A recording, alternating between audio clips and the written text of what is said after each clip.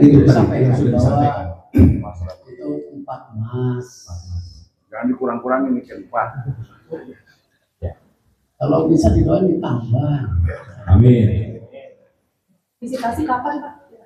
Sudah Pak. Kita visitasi ini mulai dari minggu depan nanti. Tadi juga Pak Menteri sudah menyampaikan nanti ya, kami bersama-sama dengan Pak Menteri khususnya bagi cabur-cabur yang memang sudah dipersiapkan dan diprediksi akan mendapatkan emas, kita akan melakukan penambahan konsolidasi di awal, tapi nanti kita akan juga lakukan sampai kepada 32 cabur tersebut.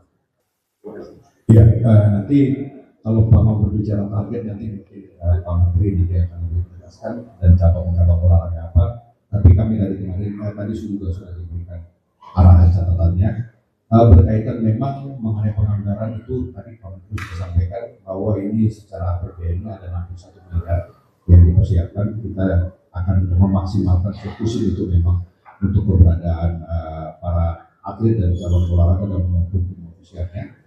Di luar daripada itu memang kita akan merencanakan untuk membuka dan juga mengedukasi teman-teman swasta untuk sponsor gitu. Tentunya ini dalam kerangka memang untuk bisa bagaimana kita mensukseskan sirkuit sendiri. Lalu tantangan yang paling utama berkaitan kebetulan memang ini kota yang ditetapkan adalah Nagoya dan Aichi, bukan ibu kota daripada Jepang di Tokyo. Memang ada limitasi terhadap kondisional akomodasi, hotel dan lain-lain di sana. Tetapi dari minggu kemarin kita sudah berkoordinasi dengan kedutaan besar kita di Jepang dan juga beberapa jaringan yang ada di sana. Dan dalam minggu ini kita akan mendirikan tim advance untuk mengecek berkaitan terhadap kesiapan terhadap tempat-tempat venue maupun tempat-tempat akomodasi nanti keberadaan para atlet dan ofisial di sana. Itu yang pertama. Mengenai penerbangan, kita hari Jumat kami akan ketemu dengan dirut dan direksi Garuda. Kita akan prioritaskan kita punya armada maskapai nasional untuk bisa mensupport itu. Mudah-mudahan nanti di hari Kamis, di hari Jumat tersebut dia bisa ada suatu gambaran yang baik. Karena di Nagoya sendiri itu ada juga airport di sana. Jepang sendiri yang terdekat itu selain Nagoya ada airport dan di situ ada Osaka. Tentunya nanti kita akan coba men-sizing secara maksimal terhadap keberadaan penerbangan akomodasi dan lain-lain. Tapi kami tadi sudah melaporkan kepada Pak Menteri juga bahwa komitmen kami nanti akan memastikan yang terbaik khususnya bagi para atlet untuk sampai kedatangan sehingga para atlet dan juga disupport oleh para ofisial itu memang benar-benar bisa fokus maksimal dalam melaksanakan pertandingan itu. Anggaran juga udah cukup. Ini bukan kaleng-kalengan, ini wamen investasi dan hilirisasi. Langsung koordinasi dengan Dubes, dengan multinational company Garuda. Makasih. Siap. Loh, katanya cuma satu. Nah, itu gimana caranya untuk menuntaskan itu?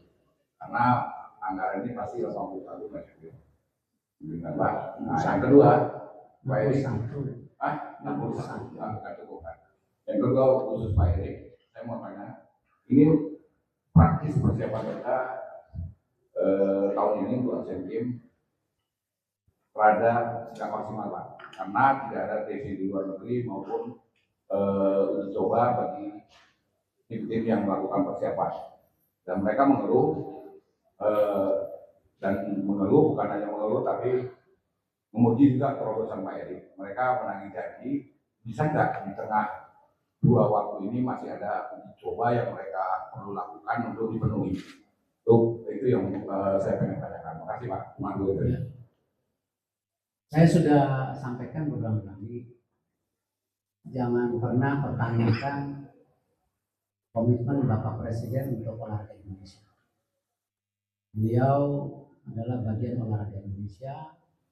Beliau juga berkecimpung di olahraga cukup lama. Karena itu beliau tentu meminta saya kemarin di Hadalang untuk situasi seperti apa, untuk persiapan daripada multi event, baik Olimpiade, SEA Games, Asian Games. Saya sampaikan bahwa kembali bukannya mengulang-ulang, mohon maaf, tetapi memang tidak bisa persiapan atlet itu jangka pendek. Kalau kita bicara Olimpiade 2032, atletnya juga harus disiapkan hari ini, bukan 1 tahun sebelum Olimpiade. Nah, karena itu terobosan yang kita lakukan hari ini, karena memang ini masa transisi masih dalam arti pola pikir yang keberpihakan, karena itu tadi kita sudah mengusulkan sejak tahun kemarin sebenarnya yang namanya Platnas itu terfokus menjadi targeted di multi event yang kita lakukan, termasuk atlet-atletnya.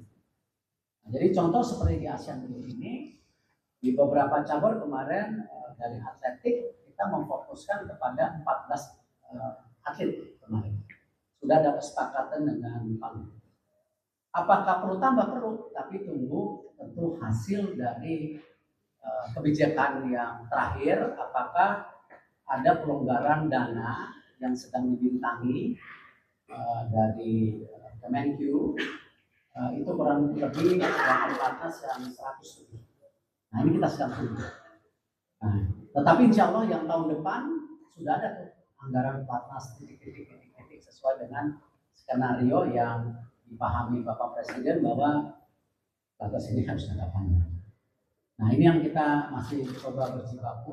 Mudah-mudahan kemarin juga saya ketemu Komisi 10 ya, dan saya juga mengetuk hati Kemenq untuk berikan kesempatan terbaik kepada para atlet yang selama ini sudah menyebarkan bendera merah putih, dan ini di waktu-waktu krusial ini ya kalau bisa ada pelonggaran.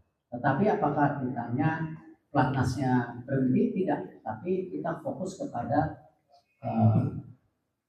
atlet-atlet yang memang berpotensi. Padahal di olahraga itu selain berpotensi, kita harus punya pendanaan buat atlet masa depan. Nah, ini kan harus jadi sebuah kesatuan program, walaupun dananya terpisah.